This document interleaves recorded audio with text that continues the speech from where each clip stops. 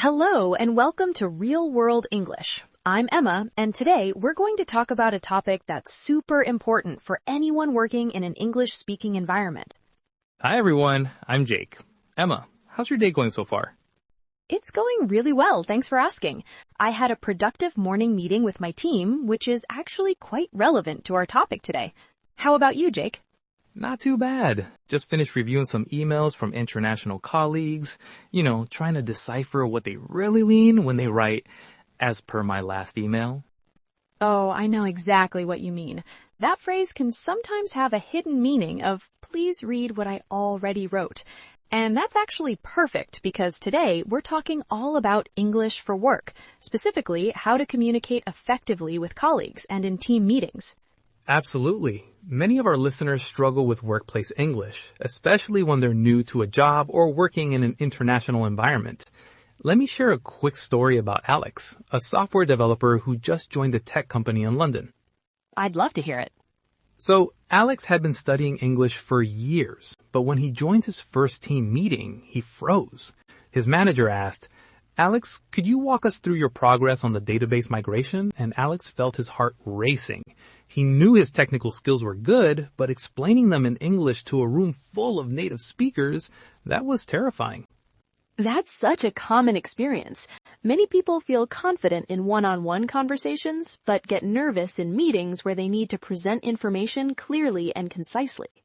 Exactly. So today, we're going to help our listeners overcome that meeting anxiety by covering essential phrases for workplace communication with a special focus on team meetings. Perfect. Let's break this down into sections. First, we'll look at how to talk to colleagues in everyday situations. Then we'll cover meeting vocabulary and phrases. Finally, we'll give our listeners some practical exercises to build confidence. But before we dive in, if you're finding this helpful, please subscribe to our channel, Real World English, and hit that like button. Sharing these episodes with friends or colleagues who might benefit really helps us reach more English learners worldwide. Thanks, Jake. Now, let's talk about those key expressions for giving updates in meetings. This is where Alex from our story struggled, and it's something many English learners find challenging. Right. When you're in a meeting and need to update your team on your progress, there's some really useful phrases you can use. Let's go through them one by one, showing both formal and more casual versions. Great idea. Let's start with expression number 1, updating others on what you're currently working on. The formal version would be, "I am currently working on the quarterly report analysis." And more casually, you might say, I'm working on the quarterly report right now. Expression number 2, when you've completed a task. Formally, I have completed the client presentation as requested. Casually, I finished the client slides yesterday. Expression number 3, when you've made progress but haven't finished. Formally, I have made significant progress on the database structure with approximately 70% completion. And more casually, I've gotten pretty far with the database thing, about 70% done. Expression 4, when you need assistance. In a formal setting, I require additional support with the financial projections section. More casually, I need some help with the finance numbers. Expression 5, when there's an obstacle or challenge. Formally, we've encountered an unforeseen challenge with the supplier delivery timeframe. More casually, we've hit a snag with the supplier, they can't deliver on time. Expression 6, when you want to share good news. In a formal setting, I'm pleased to inform you that we've exceeded our quarterly targets by 15%. Casually, great news, we beat our targets by 15% this quarter. Expression 7, suggesting next steps. Formally, I would recommend proceeding with phase 2 of implementation next week. More casually, I think we should kick off phase 2 next week. Expression 8, asking for feedback. In a formal setting, I would appreciate your feedback regarding the proposed marketing strategy. Casually, what do you guys think about this marketing idea? Expression 9, addressing concerns. Formally, I understand there are concerns about the timeline, which I like to address. Casually, I know some of you are worried about the deadline. Let's talk about that. And finally, expression 10, wrapping up your update. In a formal setting, In conclusion, all elements are proceeding according to schedule, and we anticipate timely completion. Casually, so yeah, everything's on track, and we should finish on time. Those are great phrases, Jake. Now, let's put some of these into context with a typical meeting dialogue. I'll play the role of the team leader, and you can be Alex, our nervous new employee. Sounds good. I'm ready. Good morning, everyone. Let's go around the table and get quick updates on the client project. Alex, why don't you start? How's the database migration coming along? Good morning. I'm currently working on the database migration. I have completed the initial data mapping and protocols. That sounds great. Any challenges you're facing? Yes, actually. I've encountered an unforeseen challenge with the legacy data formats. I need some help with the conversion scripts. Thanks for flagging that. Michael can assist you with that after the meeting. What's your timeline looking like? I've made significant progress with approximately 60% completion. I think we should proceed with the testing phase by early next week.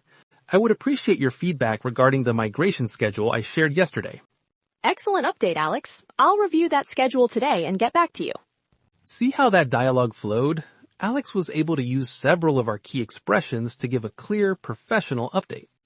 Exactly. And notice how even though Alex was nervous at first, having these ready-to-use phrases helped him communicate effectively. This is why preparing these phrases ahead of time can be so helpful. Now it's time for some guided practice. Listeners, we want you to imagine you're in a team meeting and need to give a 30-second update on a project. Choose any project you like. It can be real or imaginary.